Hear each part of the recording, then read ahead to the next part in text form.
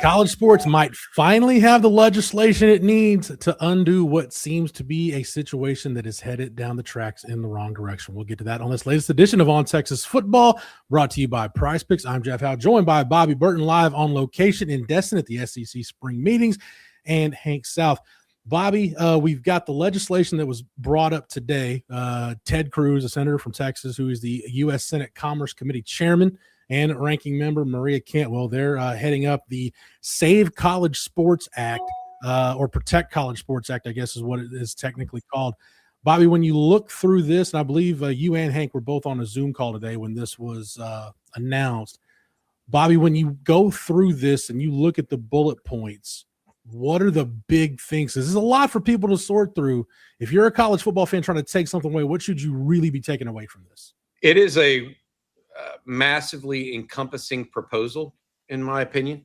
But I think you have to start with the transfer portal and what transfers might look like. There's a lot of give and take in this bill, in my opinion. There's elements that I think make a lot of sense. There's others that make no sense whatsoever.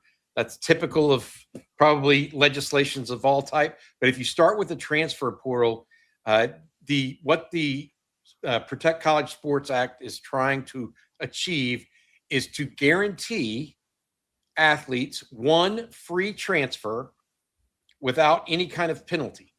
So right now they already have free transfer whatever they want. So they're actually taking away some athlete rights here by saying you can only transfer once without any kind of penalty. There are caveats to that. Now they've already said if there's a coaching change, if there is a sport that gets discontinued, if you're a tennis player at Tuskegee State and they disband tennis, you can then go transfer somewhere else without penalty. So there are a couple of things. And then there's also one for grad transfers. If you start going to graduate school, you can transfer for free. So there are a few caveats, but the limit of one transfer school per go is interesting to me, simply because it's actually taking something away from the student athletes that they have right now. What are they getting in return? Well, they're getting some protections later in this bill for medical expenses, and as well as what I would call scholarship protection. Coaches and teams can't just kick somebody off a scholarship willy-nilly after a single year. So biggest thing for me out of the gate is the massive all-encompassing nature of this bill and the number of things it tries to address. But if you start narrowing it down, there are a few key parts, starting with the transfer portal.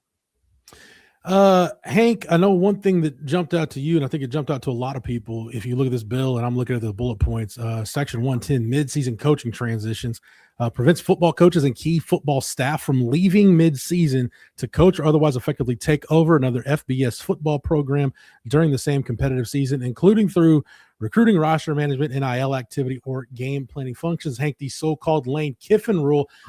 We think of head coaches, Hank, but you made a really good point before we started recruiting, and it's in there. Key football staff, and I'll let you take the floor, take the floor from here, Hank. But it's okay. By whose definition are we talking about? End of the competitive season?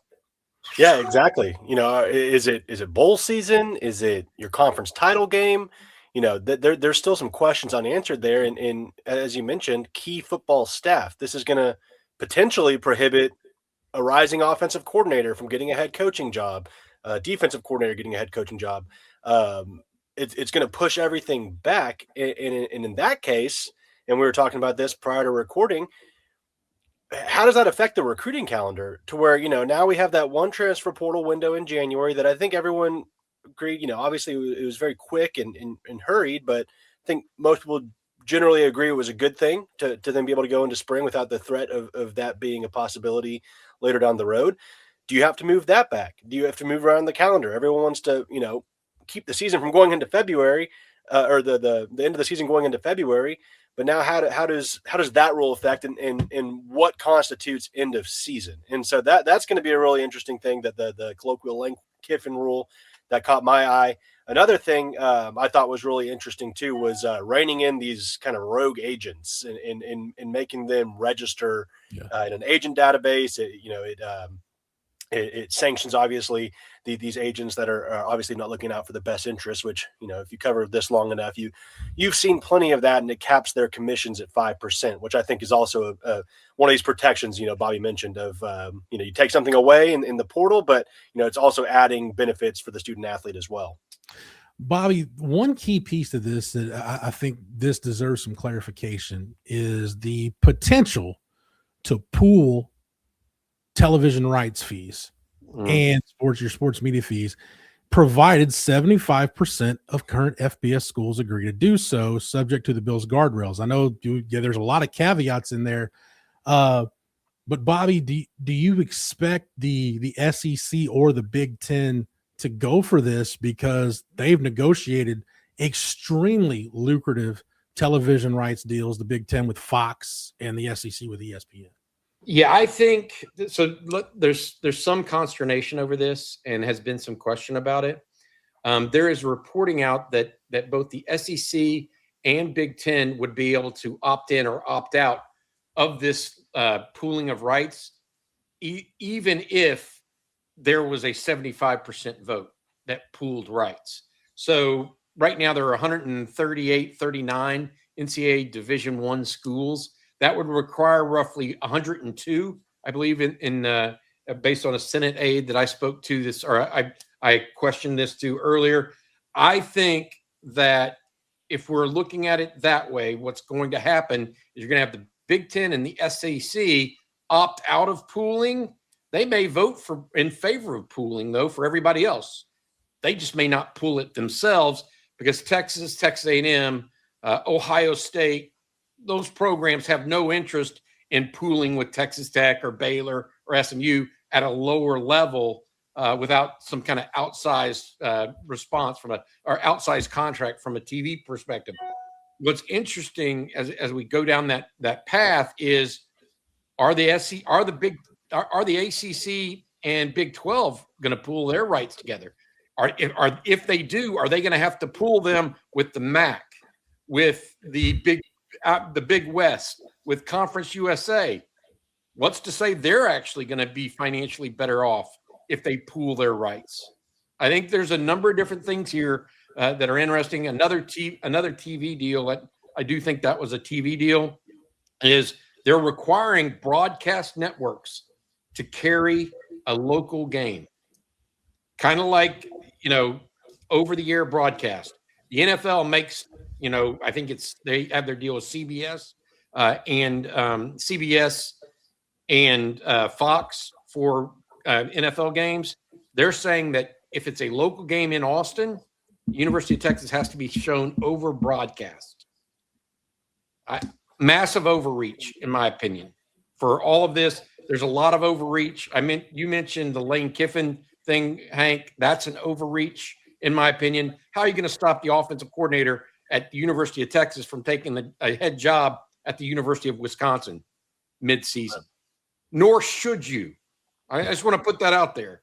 That's like stopping somebody from going to get another job. I feel like, you actually could hurt that guy's chances to getting a head job by making him an offensive coordinator in the first place, because maybe a special teams coach isn't involved, right? And could be the head coach. A lot of this, the devil will get into the details on this bill. Mark my words. Yeah. I think there's a lot in here that is an overreach. The one I do not think is an overreach at all and is helpful is the one you mentioned, Hank, and that's agents. Okay. Absolutely a great rule. I think the agent rule, dropping them to 5% at most, will help the transfer portal as much as any rule you make, because previously some of those agents were getting 20%. So they're being rewarded for taking their players to other teams, exactly. At a level that they shouldn't be. Make that 5%, and all of a sudden that's a lot of work to get somebody somewhere else. There's also rules in here about tampering, other things, Jeff, too, that we can discuss.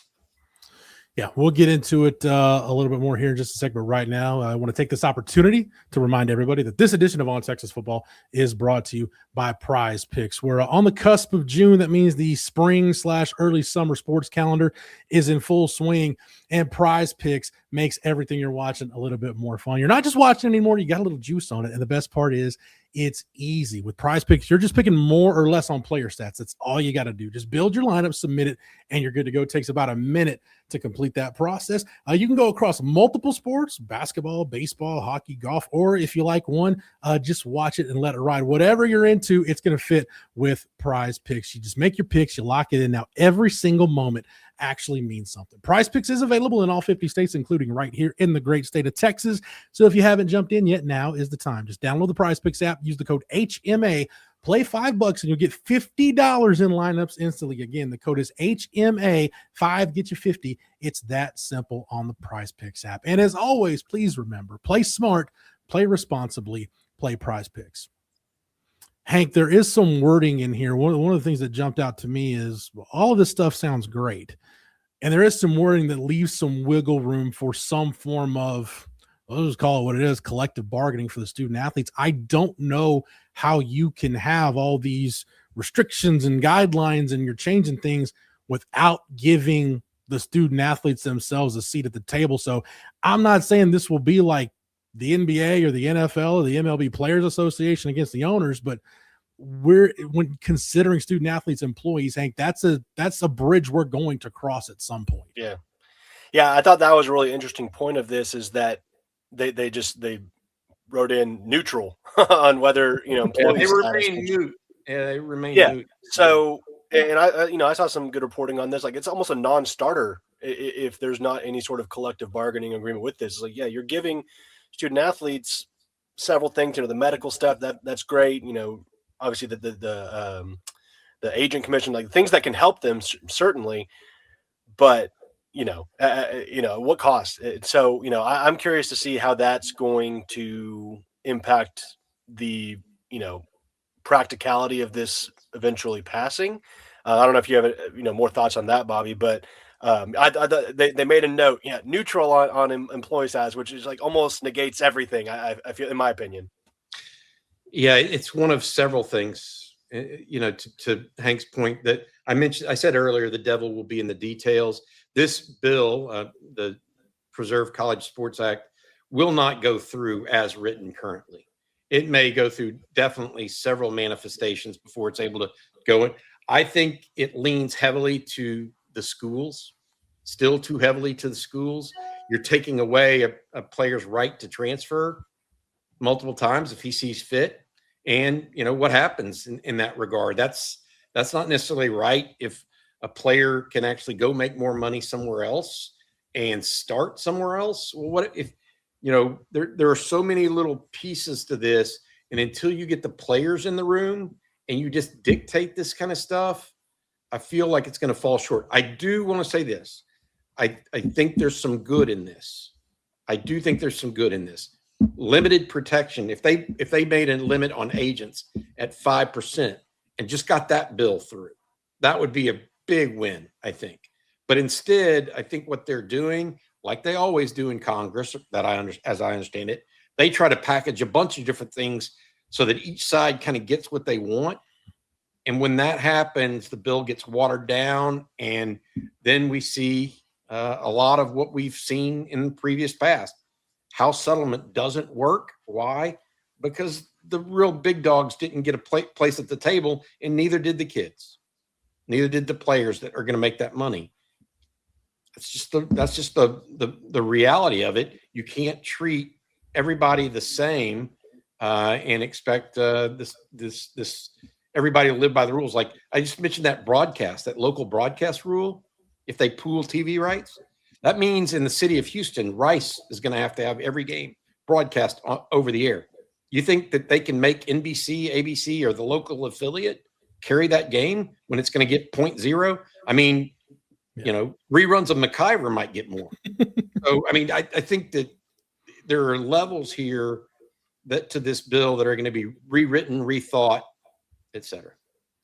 Yeah, Hank and I, as fathers of young children, I think we can agree there's some of that programming that will greatly outdraw some college Yes. football games that we'll be forced to be on in the local market. Bobby, I'll come back to you in just a second, but Hank, for final thoughts, again, you were on the Zoom call. You've had a chance to look this over. You've hit some of the highlights, but just your final thoughts, Hank, is what's top of mind for you right now? Yeah, like Bobby mentioned, I think there's a lot of goodness in pieces of it that could certainly be of a very positive impact to college athletics. There's protections for the Olympic sports, there's protections for women's sports, the non-revenue sports, which is great. The agent commission, that's great. I kind of like the transfer rule. I know that's not going to be very popular, but it gives your rosters. I think it's popular for the teams. Right, for the teams, won't be absolutely, popular but for the players. for the players, exactly. They're not going to like it as much, but it kind of gives you a little bit of more continuity in your roster year to year. One of the, I think overall looking at this, you can see Cody Campbell's fingerprints on this in a lot of ways with the little provision. Hey, no Super League formation. Like we're all in this together. You guys can't, leave us hanging. The media pooling with the TV rights, and 75% of teams agreeing to it, or there's different things. I think for the most part, there's good things, and there's things that should come out of this that should be passed into law. But it absolutely needs it needs some adjustment. It needs some rewrites in certain areas as well. But I mean, some potentially groundbreaking governance, which everybody at SEC meetings, they want rules. They want people to follow the rules. This is that, but you need to make the rules work for everybody, in my opinion. Yeah, the hateful eight, I think, is figuring out in the Big 12 that life without Texas and Oklahoma not so easy. This is what you guys wanted, though. All the schools you wanted this. Now you want to, you can't latch back on now. This is the sandbox you wanted to play in. Go play in. And Bobby, I'll send this to you for final thoughts, but my whole deal is just kind of ironic that, with whether it's the antitrust protection, the NCAA comes out with basically Congress doing something that they had a chance to do years ago and just sat on their hands and didn't do. So my thought with the NCAA is, you don't get credit for a problem getting fixed that you created. Like, you made the mess and somebody else is cleaning it up for you. You don't get credit for that. And I don't think you should benefit from that. But here we are. So Bobby, do with that what you will, if you want to comment on that or not. But I'll ask you this two-part question. Do you think this passes? And at the very least, is this a step in the right direction of what everybody wants, which is just some guardrails and some governance and everybody to understand who's making the rules, what are the rules, and who will enforce the rules? I think that there is a chance that it passes. Absolutely. A version of it, though, like not in its current form. There's no chance in its current form without some, tweaking here and there. I just think some of these things are going to be untenable to too large a contingency to actually get passed. So therefore, I do believe that it has a chance, pieces of it, to get passed. I actually would say that's what they should do. This whole notion of pooling rights and all that really shouldn't be part of this, in my opinion, nor should it be what they're trying to do with the television networks, with broadcast television. I just think that's an overreach to tell, because a lot of people don't realize this, but ABC, the local ABC affiliate in Houston, is not owned by ABC corporate. They just have a deal with a local television company or station owner that provides their programming. If you have to tell those businesses what they run on a Saturday, I don't necessarily think they want to be that's not conducive. So I think you'll get some pushback from the TV corporate partners, not the ESPNs or ABCs of the world per se, but the Sinclair Broadcasting or those local affiliate broadcasters that say, hey, I can't afford to carry Louisiana Tech. I can't afford to carry Georgia Tech every Saturday in Atlanta when I have there's other schools, there's the Georgia competing there in that market. So I feel like as we look at it and think about this, there are going to be issues that get discussed. Some of them be tossed by the wayside. Some of them I really hope make it through. I really do hope they make it through. I know the transfer portal is a big one. I don't know what I'm for. I know it seems like too big a reach on this side to just say one and done. But do I want more stability? Yes. I just listened to Chris Del Conte talk for 30 minutes, and he must have said the word stability 30 times is what they're seeking in college sports. Some of this provides that, in my opinion. So I think it's a step in the right direction. I don't know if it takes us all the way home. I think we all agree the model is not sustainable right now, but hopefully this is a step towards getting what everybody wants. And what I don't know about you guys, I'd just like to have an off season where we're just talking football and not talking legislation or conference realignment or house settlement or anything else. That's just me, though. I know I'm different from most of the crowd, but I digress. At the end of the day, we will keep everybody here on the On Texas Football YouTube channel and on our podcast updated as we get information, as we unwind this thing. As Bobby said, the devil's going to be in the details, and as we unwrap those, we will break it down here on the channel and over at ontexasfootball.com, where if you're not a member, you want to get over there and sign up as soon as you can. We've got a limited time offer for new subscribers, $3 for your first 3 months of access, along with the info coming out of the SEC meetings in Destin. Official visits are right around the corner. Big recruiting weekends coming up for Texas. We got softball in the College World Series, baseball starting regionals. Everything is happening on the 40 acres, and we are on top of it over at ontexasfootball.com. Again, for new subscribers, the limited time offer is $3 for your first 3 months of access. Make sure you take advantage of that as soon as you can. Make sure that you like this video, that you're subscribed to the On Texas Football YouTube channel, and that you got those notifications set so that way anytime we go live or drop a new video, you're not missing any of our Longhorn coverage or breaking news. For Hank, for Bobby, for Matthew behind the scenes producing it, for the entire On Texas Football staff, I'm Jeff Howe. Thank you so much for watching and listening. And until next time, hook 'em. Hook 'em. Hey guys, Blake Monroe here from Coffee and Football. YouTube thinks that you're going to like this video right here. And if the algorithm knows ball, it's a good one. So go check it out. And then don't forget, hit that like and subscribe button.